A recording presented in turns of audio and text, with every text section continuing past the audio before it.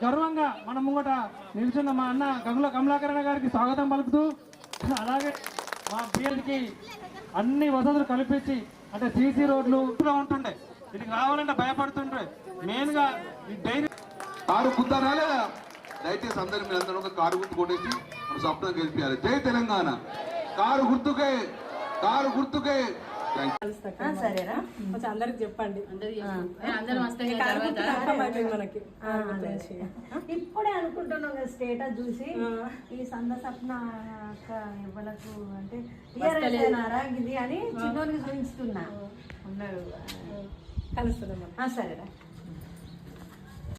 మళ్ళా అభివృద్ధి చేసింది మనమే, రేపు అభివృద్ధి చేసేది కూడా మనమే. కాబట్టి దయచేసి మీ ఆడబిడ్డలారా కారు గుర్తు కొట్టండి. రేపు పొద్దున నాకు తెలిసేది మళ్ళీ కాంగ్రెస్ ప్రభుత్వం వస్తావా?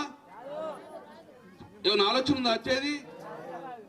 నేను అడిగినా, ఇక కాంగ్రెస్ పార్టీకి ఓట్లు వేయరా నీకు? రేవంత్ రెడ్డి నువ్వు అన్ని ఓట్లు వేయరు నీకు అంటే ఎక్కదొక్క పడితే పేగులు మెడలేసుకుంటా అంటాడు.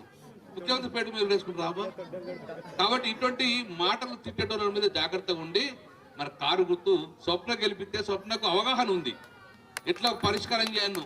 రేపు కేసీఆర్ గారు ముఖ్యమంత్రి అయినాక స్వప్న గెలిస్తే నేను శ్రీకాంత్, అక్కడ శ్రీకాంత్ గెలిచినాక అందరం కలిసి పనిచేస్తే స్వప్న పొజిషన్ ఎంత పెద్దగా ఉంటుంది, బ్రహ్మాండంగా చేస్తావా లేదా? ఆమెతో పనులు చేసుకుంటాం. కాబట్టి మీరు అందరూ కారు గుర్తు కోటేసి డెఫినెట్ గా మా స్వప్నాన్ని చదువుకున్నామే గెలిపి. నాకు తెలిసి నిన్న సర్వే వచ్చింది ఆని వేరే మళ్ళా చదువుకున్న అమ్మాయి స్వప్నకి ఇస్తామంటారు. కాబట్టి దయచేసి కారు గుర్తు కొట్టేది.